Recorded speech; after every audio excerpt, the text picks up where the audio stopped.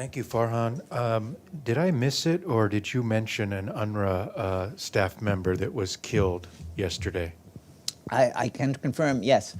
I can confirm that a member of the UN Relief and Works Agency, one of the drivers, was killed when his vehicle had been shot at by the IDF, yes.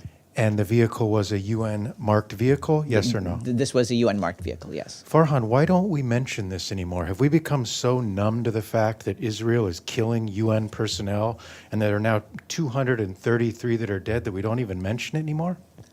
Unfortunately, I did neglect to add this amid the other notices that we've had, but the sad truth is that there's so much devastation to report that as you see, I've just gone over about 20 minutes worth of stuff without even getting to that part. Yes,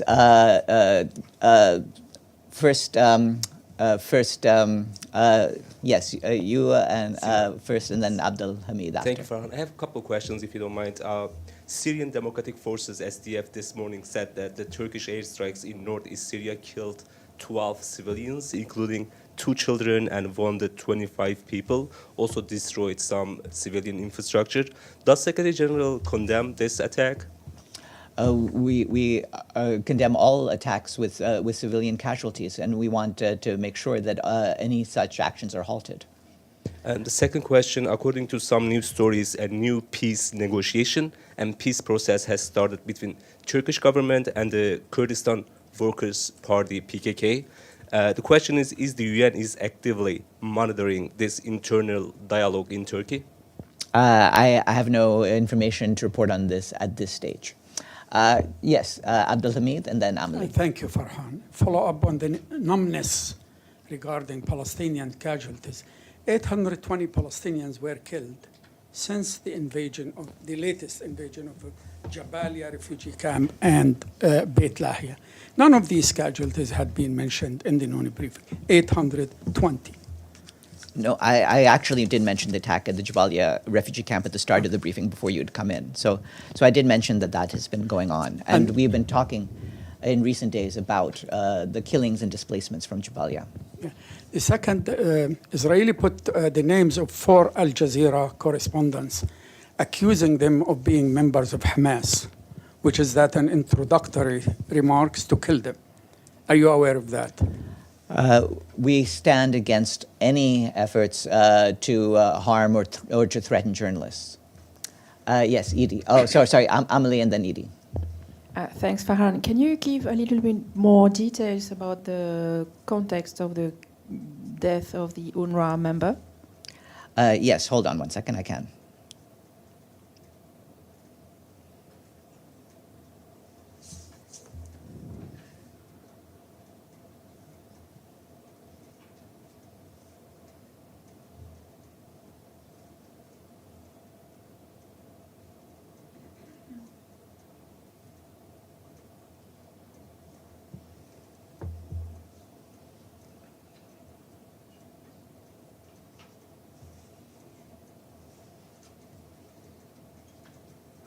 Hold on, I'm just finding my colleague's note.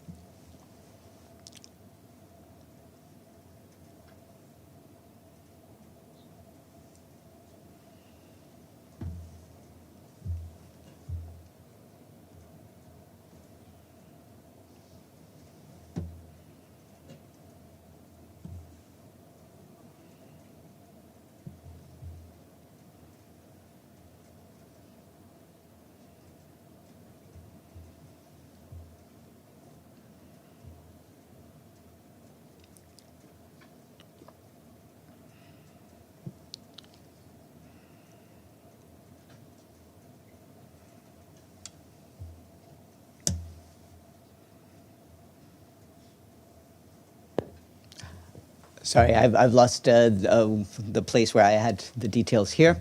But yes, he was. It's an UNRWA driver who I believe was killed along with his brother in an UNRWA vehicle yesterday. It was shot at by the IDF. Yes, Maggie, and then Volodymyr. Thanks, Farhan. I just wanted to ask a follow-up on Lebanon. There's been a lot of bombing around the southern city of Tyre. It's a UNESCO World Heritage Site.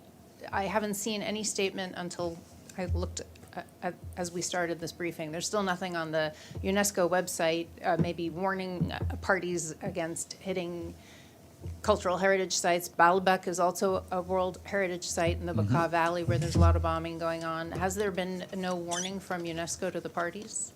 I believe UNESCO will be warning the parties, but certainly it's very concerned, given the status of Tyre as a World Heritage Site, that the historic parts of the city be protected from any combat.